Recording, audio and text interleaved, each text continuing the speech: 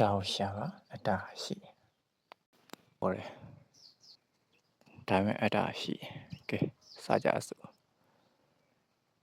မြတ်စွာဘုရားရဲ့အနတ္တလက္ခဏာ3မှာသူကဘာဖြစ်လို့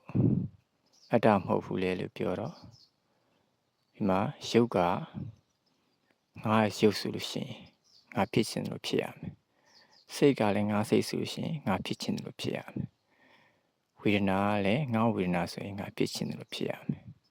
သင်္ခါရတို့တရားတို့ပေါ့နော်အဲ့လိုမျိုးပေါ့ငါဖြစ်ခြင်းလို့ဖြစ်ရမယ်မိုးနဲ့ဆိုမိုးနဲ့မသိနဲ့ဆိုမသိနဲ့အဲ့လိုမျိုးပေါ့နော်ဒါပေမဲ့မဖြစ်ဘူးအဲ့လိုမျိုးမရအောင်မြတ်စွာဘုရားအနတ္တဟောလိုက်တယ်ကျွန်တော်တို့ရှင်းသွားတယ်ဟုတ်ပြီဒါအနတ္တရှင်းသွားတယ်လက်ခံတယ်ဟုတ်တယ်ငါတို့လုပ်ချင်တာလုပ်မရအောင်ဖြစ်ချင်တာလည်းဖြစ်လို့မရအောင်ဒါကြောင့်ရာဟာအနတ္တတရားပဲတစ်ချက်တော့ပြီးသွားပြီပေမဲ့ကိုယ်ပေါ်ချင်းကြိုက်တဲ့ကနားတယ်မှတ်လားဟောငါနားတယ်ဆိုဖြတ်ခဏရိုက်သွားတယ်စဉ်းစားတော့မစဉ်းစားဘူးရိုက်လိုက်တယ်ကိုပစ္စည်းသူများယူလို့ရှိရင်ငါ့ဥစ္စာသူများယူတယ်မရအောင်စိတ်တူတယ်အဲ့ဒီလိုမျိုးနည်းနဲ့မြတ်စွာဘုရားဟောတဲ့အနတ္တတရားကြော်ပြီးတော့ကျွန်တော်တို့ရဲ့အတ္တတရားဖြစ်တယ်ဘယ်လိုဖြစ်လဲဘယ်ချိန်ဖြစ်လဲချိန်တိုင်းဖြစ်တယ်ချိန်တိုင်းအခါတိုင်းဖြစ်တယ်နော်အဲ့ဒါမဟုတ်ဆရာတော်ကြီးလည်းဟောဘူးလေဩစတြေးလျမှာရည်ကြီးအမေရိကန်မှာရည်ကြီးလေမွန်တိုင်းတိုက်တယ်လူတွေဘယ်လောက်တည်တယ်ဘာမှဖြစ်ဘူးမန္တလေးမှာရည်ကြီးတယ်ငါမျိုးတွေပါလားဒါမှမဟုတ်ကိုမျိုးမှာရည်ကြီးပြီကိုအိမ်ရည်ကြီးပြီဆိုတာဒုက္ခရောက်တယ်အဲ့တော့ငါဆိုတာရှိတယ်နော်ဒီညမှာတခုပြောချင်တာငါဆိုတာရှိသွားပြီနော်အပူတွေနဲ့တွဲပြီးရှိတယ်ဒီညမှာတခုပြောချင်တာရဟန္တာတွေကဒါမဆိုင်တဲ့အကြောင်းတစ်ခုပေါ့ဆိုင်တော့ဆိုင်ပါရဟန္တာတွေစိတ်ထားဘယ်လိုရှိလဲဆိုတာသိချင်တယ်စောစောရည်ကြီးတဲ့ဥပမာနဲ့အတူတူပဲကိုယ်တိုင်ရည်ကြီးနေကိုယ်တိုင်ကြားစားခံနေရပေမဲ့အဲ့လိုပေါ့မဆိုင်ဘူးဒါဖြည်းဖြည်းပြတ်သွားတဲ့သဘောတရားပဲအဲ့လိုမျိုးနေနိုင်တဲ့စိတ်ထားမျိုးနော်အဲ့လိုစိတ်ထားမျိုးရရဟန္တာတွေရဲ့စိတ်ရဟန္တာတွေကကိုလည်းမခင်တွေ့ဘူးကိုမခင်တွေ့ဘူးဆိုတာ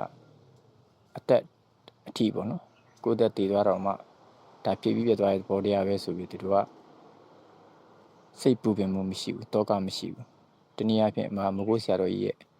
စကားအတိုင်းဆိုရင်ကိုယ်သာနာ၍စိတ်မနာအောင်သူတို့အသက်တည်ရင်တည်သွားမယ်သူတို့စိတ်တုံ့လှုံမှုမရှိဘူးသူတို့ဒီအပြင်ပစ္စည်းမပြောဘူးနော်အတွင်းပစ္စည်းပေါ့မျက်စိတွေကမ်းမယ်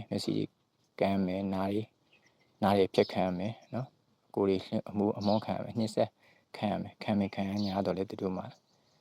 စိတ်ဆိုးမှုမရှိဘူးတုံ့လှုံမှုမရှိဘူးအဲ့လိုမျိုးဒီကောင်းတာတွေလည်းဒီလိုပဲပေါ့နော်သူတို့ဘာကြီးပဲရကျွန်တော်ဟိုကောင်းကပြောဦးပါတယ်မြတ်စွာဘုရားညွှန်ကြားတော်မူတဲ့ဘုန်းကြီးတွေကို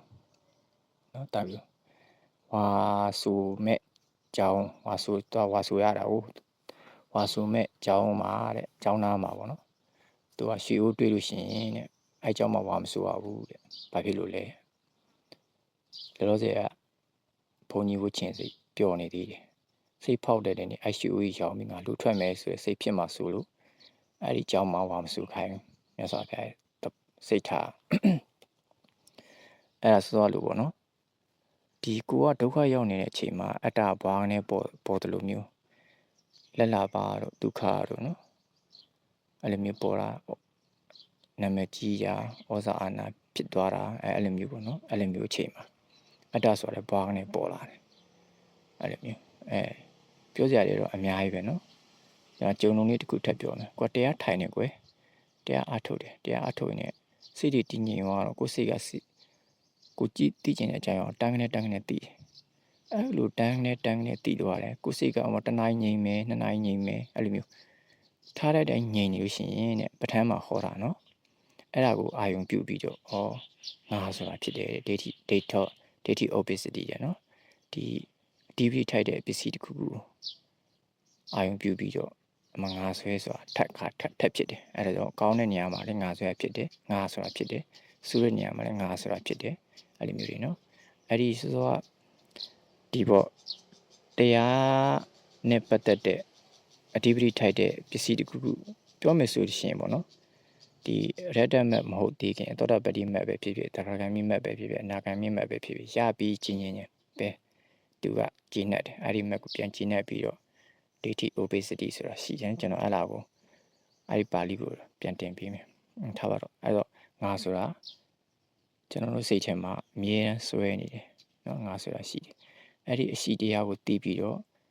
ကျွန်တော်စိတ်ထဲမှာပဲငါမရှိတဲ့တရားလည်းရှိပြန်တယ်နော်ထားပါတော့အခုအတန်လေးကြီးကြားပြီးပြတ်သွားတယ်ပေါ့နော်ဒါဆိုရင်ဒီအတန်ကသူကတော့အတန်နဲ့နားနဲ့တိုက်ဆိုင်ပြီးတော့ဖြစ်ပြီးပြတ်သွားတယ်ငါလည်းမဟုတ်ငါဥစ္စာလည်းမဟုတ်ဒါရတယ်ကိစ္စမရှိဘူးဒါပေမဲ့ငါပစ္စည်းငါဥစ္စာငါသားသမီးငါခန္ဓာကိုယ်ငါဝေဒနာဆိုရှင်ငါလည်းဖြစ်ပေါ်လာအဲ့တော့နှစ်ခုကွဲသွားပြီလေငါနဲ့ငါမဟုတ်တာနဲ့ဒါလို့ဆိုရင်တော့ဒီတရားထိုင်လို့ကနည်းနည်းနီးလန်းရလာမယ်နော်